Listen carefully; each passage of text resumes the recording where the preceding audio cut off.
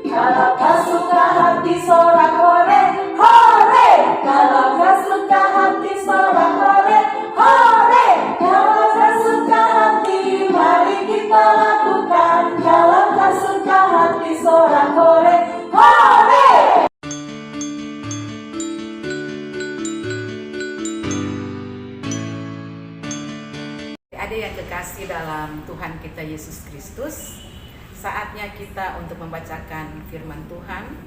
Sebelum kita membaca firman Tuhan, mari kita berdoa.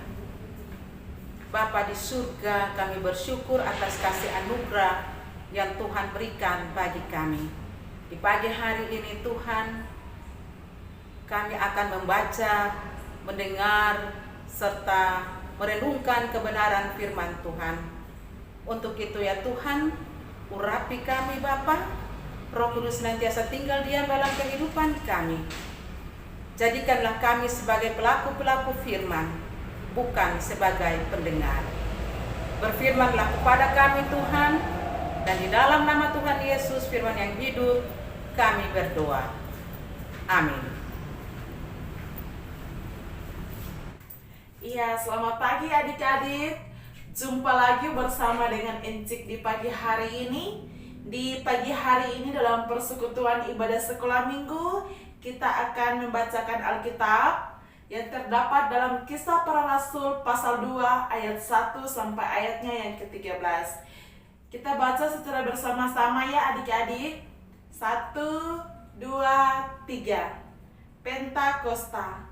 Ketika tiba hari Pentakosta, semua orang percaya berkumpul di satu tempat. Tiba-tiba turunlah dari langit suatu bunyi seperti tiupan angin keras yang memenuhi seluruh rumah di mana mereka duduk. Dan tampaklah kepada mereka lidah-lidah seperti api yang bertebaran dan hinggap pada mereka masing-masing. Maka penuhlah mereka dengan Roh Kudus. Lalu mereka mulai berkata-kata dalam bahasa-bahasa lain seperti yang diberikan oleh Roh itu kepada mereka untuk mengatakannya. Waktu itu di Yerusalem diam orang-orang Yahudi yang saleh dari segala bangsa di bawah kolong langit. Ketika turun bunyi itu, berkerumunlah orang banyak. Mereka bingung karena mereka masing-masing mendengar rasul-rasul itu berkata-kata dalam bahasa mereka sendiri. Mereka semua tercengang-cengang dan heran, lalu berkata, "Bukankah mereka semua yang berkata-kata itu orang Galilea? Bagaimana mungkin kita masing-masing mendengar mereka berkata-kata dalam bahasa kita sendiri, yaitu bahasa yang kita pakai di negeri asal kita?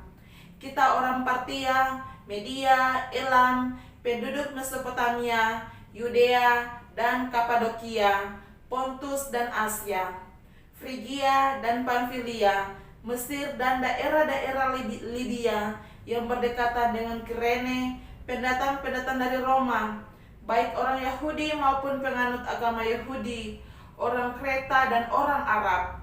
Kita mendengar mereka berkata-kata dalam bahasa kita sendiri tentang perbuatan-perbuatan besar yang dilakukan Allah.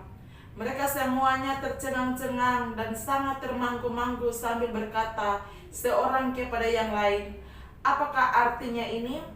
tetapi orang lain menyindir mereka sedang mabuk oleh anggur manis. Demikianlah firman Tuhan di pagi hari ini adik-adik. Adik-adik, sebelum Encik bercerita, Encik mau tanya dulu yang adik-adik. Siapa yang sudah pernah lihat kembang api?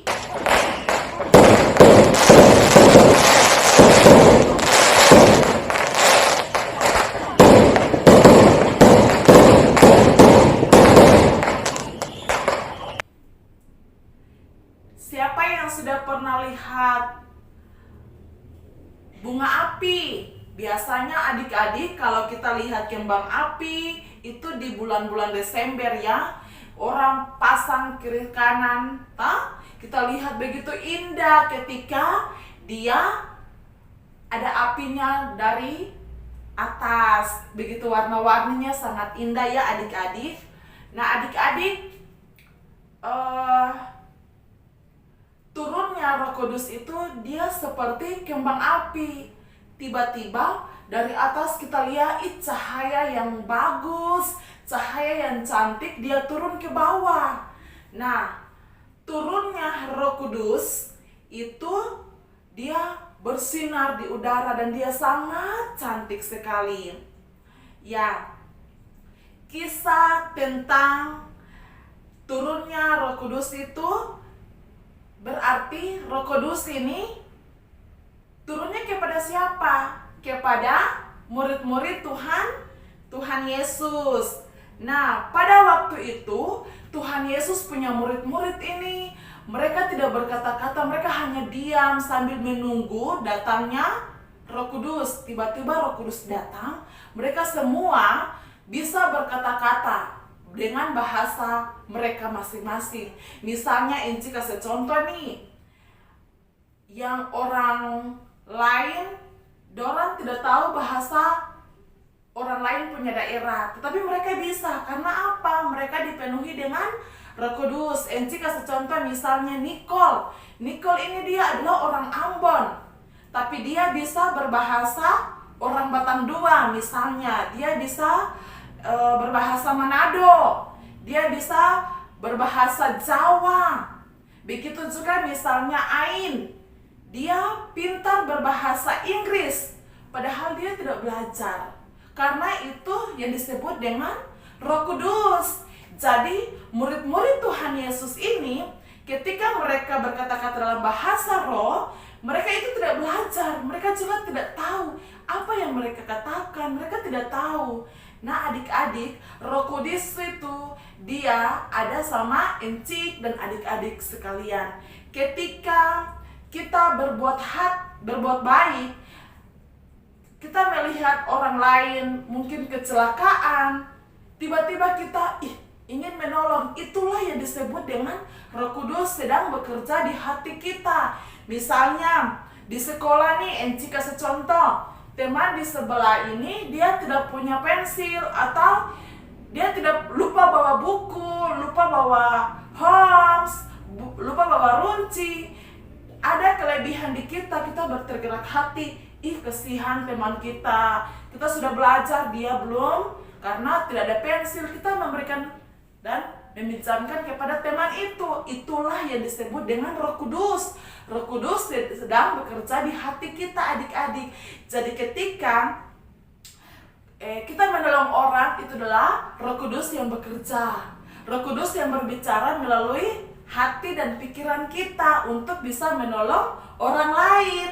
Jadi adik-adik, kalau di rumah kita tidak boleh nakal ya, kita tidak boleh cengeng. Kita harus menjadi anak-anak Tuhan yang dipenuhi dengan Roh Kudus. Untuk itu kalau di rumah kita harus rajin apa? Rajin belajar. Kita harus makan yang banyak, tidur siang ya sebagai anak-anak. Dan kita juga tidak boleh lupa apa? Berdoa kepada Tuhan Yesus. Ya adik-adik, Encik percaya adik-adik yang beribadah di rumah selalu dipenuhi dengan Roh Kudus. Nah, Encik juga percaya adik-adik yang di rumah juga adalah anak-anak yang Diberkati Tuhan, anak-anak yang tidak nakal, anak-anak yang selalu ceria, itu adalah anak-anak yang dipenuhi dengan Roh Kudus. Ya, adik-adik, demikianlah cerita Encik di pagi hari ini. Encik percaya kita yang di rumah yang sedang beribadah tetap sehat, tetap kuat. Salam sehat, Tuhan Yesus memberkati. Shalom.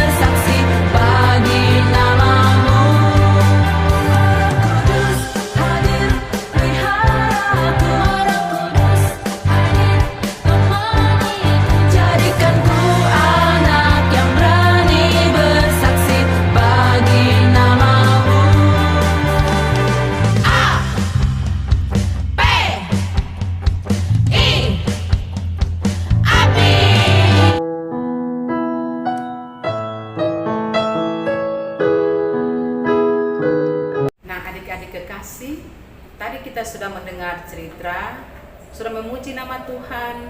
Sekarang kita akan masuk di dalam doa syafaat. Mari kita berdoa.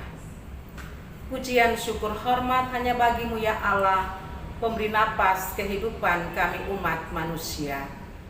Tak putus-putusnya kami mengucap syukur atas semua kasih anugerah yang kau berikan bagi kami. Teristimewa napas kehidupan yang Tuhan anugerahkan buat kami di pagi hari ini Bapa. Kekuatan baru Tuhan telah berikan bagi kami untuk kami dapat memuji, memuliakan akan nama Tuhan di hari yang kudus ini Bapa. Bapa di surga, kami menyerahkan seluruh kehidupan kami dalam tangan kasih Tuhan. Tuhan memberkati kami, Tuhan mau jaga, Tuhan mau lindungi kami dari anak-anak Indria, Batita, anak kecil, anak tangguh, dan juga anak remaja. Tuhan jaga, Tuhan berikan kami kesehatan, berikan kami kemampuan ya Bapa, untuk kami ada bersekutu memuji, memuliakan akan nama Tuhan.